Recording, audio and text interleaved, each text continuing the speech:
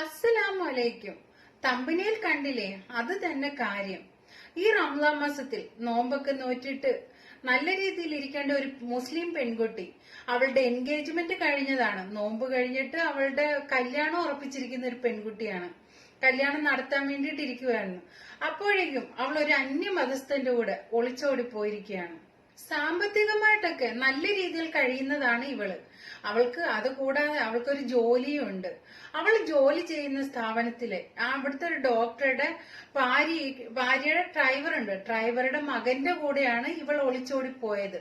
ഈ ഡ്രൈവർ ഇല്ലാത്ത സമയങ്ങളിലൊക്കെ ഈ മകനാണ് ഡ്രൈവറായിട്ട് വരുന്നത്. അവിടെ വെച്ച് കണ്ട് ആ ഹോസ്പിറ്റലിൽ വെച്ച് കണ്ടുള്ള പരിചയപ്പെട്ട് പിന്നെ അത് പ്രണയത്തിലേക്ക് വഴിമാറി. പ്രണയം ദേ ഇപ്പൊ ഒളിച്ചോട്ടത്തിലേക്കും പോയിരിക്കുകയാണ്. കല്യാണം ഉടനെ തന്നെ ഉണ്ടാകുമെന്ന് അവൾക്ക് അറിയാം. അതുകൊണ്ടാണ് അവൾ ഒളിച്ചോടി പോയത്. ഈ കല്യാണത്തിന് മുന്നേ തന്നെ 2 മാസം മുൻപ് തന്നെ അവര് രജിസ്റ്റർ മാരേജ് ചെയ്തിട്ടുണ്ടായിരുന്നു. അതൊക്കെ ഇവളീ പോയതിന് ശേഷമാണ് വീട്ടുകാർ പോലും അറിയുന്നത്. എന്തായാലും കഥ. ഇപ്പോഴത്തെ പെൺപിള്ളേരുടെ ഒന്നും കാര്യം പറയാതിരിക്കുക ഭേദം. എന്തായാലും അന്യമതസ്ഥന്റെ കൂടെ പോയി എന്ന് മാത്രമല്ല, അവളൊരു കുഴിയിലേക്ക് തന്നെയാണ് പോയത്. കാരണം എന്ന് വെച്ച് കഴിഞ്ഞാല് അവൻ ആദ്യമേ 2 കെട്ടിയതാണ്. ആ 2 കല്യാണം കഴിച്ചവന്റെ കൂടെയാണ് ഈ പെണ്ണ് ഇറങ്ങി ചാടി പോയേക്കുന്നത്. എന്തായാലും തലച്ചോറ് നായി നക്കിയാൽ പിന്നെ എന്താ ചെയ്യാ, അനുഭവിക്കുക തന്നെ. ഇപ്പൊക്കെ വിദ്യാഭ്യാസം ഉണ്ട് എന്ന് പറഞ്ഞിട്ട് യാതൊരു കാര്യമില്ല.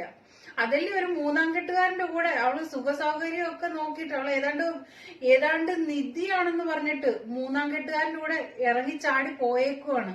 പ്രേമത്തിന് കണ്ണില്ല, മൂക്കില്ല, നാക്കില്ല, കണ്ണില്ല എന്നൊക്കെ പറയുന്നത് കേൾക്കാം. ഇപ്പൊ അത് സത്യമായിരിക്കുകയാണ്. എന്തായാലും അവൾക്ക് ബുദ്ധിയില്ല എന്ന് അവള് തെളിയിച്ചിരിക്കുകയാണ്. അതുകൊണ്ടല്ലേ ഒരു 3-ാം കെട്ടുകാരന്റെ കൂടെ ഈ ചാടി പോയത്. എത്ര കഷ്ടപ്പെട്ട് വളർത്തി ആ മാതാപിതാക്കളെ പോലും ഓർക്കാതെ ഇറങ്ങി അങ്ങ് പോയേക്കുവാണ്. ഇപ്പോഴത്തെ പെൺപിള്ളേരുടെ പോക്കുകൾ ഇത് എങ്ങോട്ടാ പോകുന്നത്? ശരിക്കും നമുക്ക് സങ്കടം വരിക. ഓരോ പെൺകുട്ടികളുടെ കാര്യം ഓർക്കുമ്പം അവരുടെ ഒരു പ്രവൃത്തി അവര് കാണിച്ചു കൂട്ടുന്നത് ആലോചിക്കുമ്പോ നമുക്ക് സങ്കടം വരിക. ഈ പെൺകുട്ടികളുടെ പോക്ക് എങ്ങോട്ടാണ്? എന്തായാലും ഒരു വോയിസ് ക്ലിപ്പ് ഉണ്ട്, അതൊന്ന് കേട്ടു നോക്ക്. ഇത് കണ്ട, ഇന്നലെ 2 മാസം മുമ്പ് രജിസ്റ്റർ ചെയ്തതാണ്. ഇന്നലെ ലോകമൊത്തം അറിയുന്നു, നാട്ടുകാർ മൊത്തം അറിയുന്നു. കണ്ണൂർ മുണ്ടേരി എന്ന സ്ഥലത്ത്. ഇവിടെ മുണ്ടേരി സ്ഥലം. ഇവിടെ കണ്ണൂർ ഷേണായി ഡോക്ടർ ക്ലിനിക്കിൽ അസിസ്റ്റന്റ് ആയിട്ട് വർക്ക് ചെയ്യുന്നതാണ്. അങ്ങനെ ഷേണായി ഡോക്ടറെ ഭാര്യന്റെ ഡ്രൈവറെ മോനാണ് ഇത്. ഇവനെങ്കിൽ 2 കല്യാണം കഴിച്ചോളൂ. ഇതെല്ലാം പോണ പോക്ക് നോക്കിട്ടെ. ഇതെല്ലാം വരും, തിരിച്ചു വരും. ഇതെല്ലാം ഇപ്പൊ 1 മാസം കൊണ്ട് തിരിച്ചു വരും. എന്തായാലും ഇൻഷാ അല്ലാഹ് കാത്തിരിക്കാം. ആ വോയിസിൽ പറയുന്നത് കേട്ടില്ലേ, അവൾ തിരിച്ചു വരുമെന്ന്. എന്തോരം കഷ്ടപ്പെട്ടിട്ടാണ് മാതാപിതാക്കൾ മക്കളെ വളർത്തി പഠിപ്പിച്ച് അവർക്കൊരു ജോലിയാക്കി കൊടുത്ത് അവർക്ക് അനുയോജ്യമായ ഒരു ജീവിത പങ്കാളിയും കണ്ടുപിടിച്ചു കൊടുത്ത്. പക്ഷെ അവൾക്ക് ഇതൊന്നും വേണ്ട. അവൾക്ക് 3-ാം കെട്ടുകാരനായ അവന് മതി. എന്തായാലും ആദ്യമൊക്കെ കുറച്ച് നല്ല സ്നേഹത്തോടൊക്കെ ആയിരിക്കും അവൻ പെരുമാറുന്നത്. കുറച്ച് കഴിയുമ്പം കാണാം.